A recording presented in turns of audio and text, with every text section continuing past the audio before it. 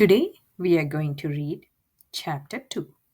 My Father Runs Away, from the book My Father's Dragon, written by Ruth Stiles Gannett. Wild Island is practically cut in two by a very wide and muddy river, continued the cat.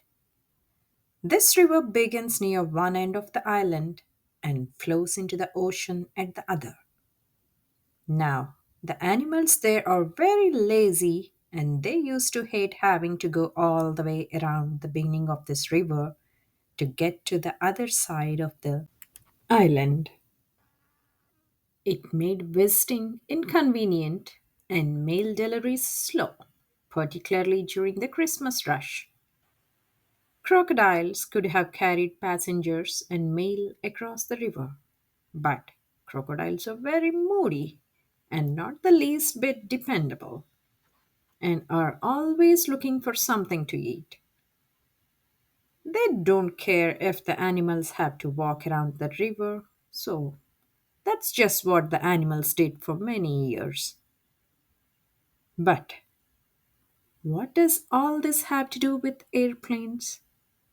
Asked my father, who thought the cat was taking an awfully long time to explain. Be patient, Elmer, said the cat, and she went on with the story. One day, about 4 months before I arrived on Wild Island, a baby dragon fell from a low flying cloud onto the bank of the river. He was too young to fly very well, and besides, he had bruised one wing quite badly, so he couldn't get back to his cloud. The animals found him soon afterwards, and everybody said, "Why, this is just exactly what we have needed all these years."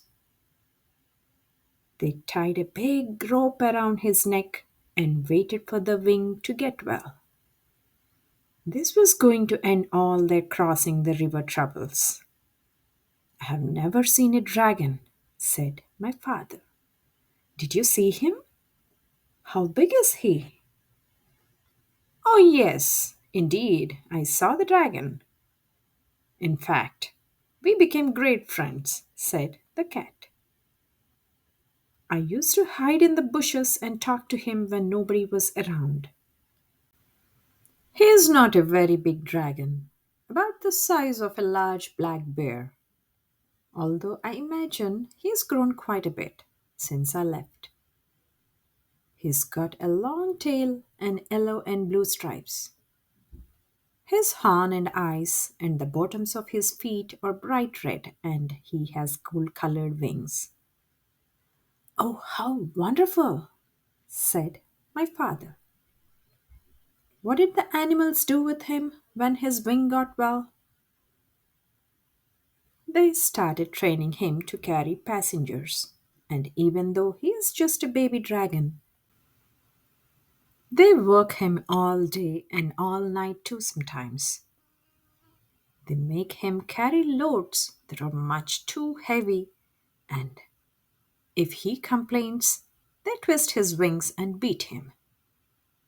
He's always tied to a stake on a rope, just long enough to go across the river.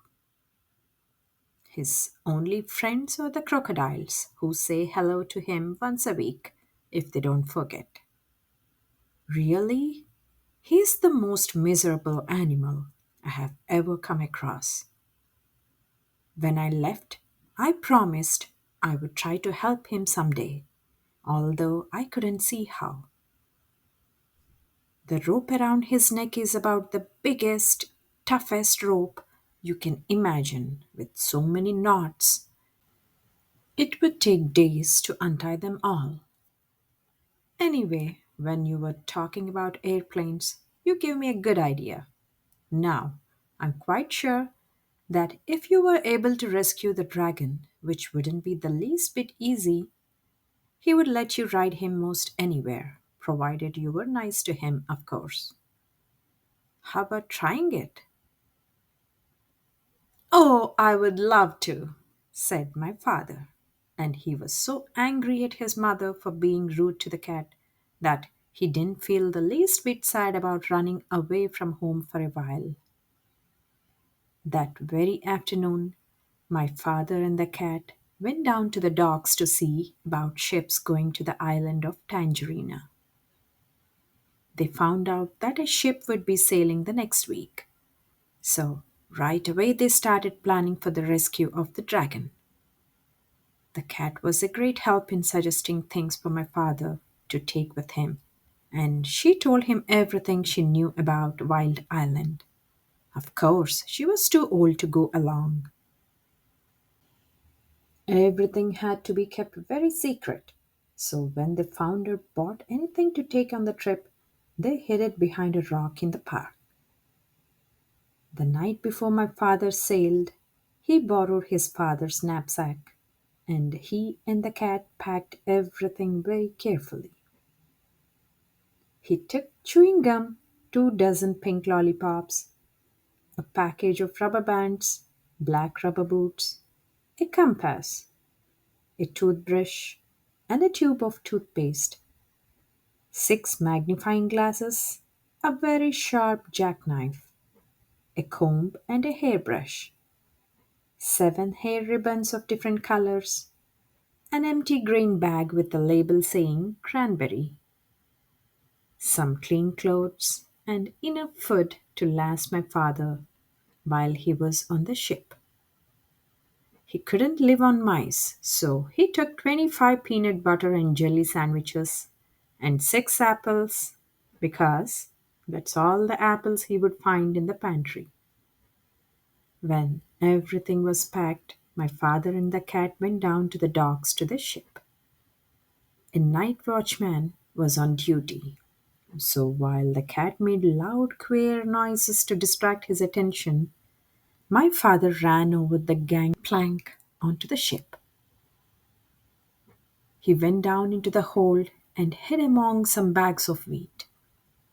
The ship sailed early the next morning. End of chapter 2. Let's meet again with chapter 3. My father finds the island. Until then, take care and please don't forget to subscribe our channel bit.ly/joyful journey for kids. Have a nice day.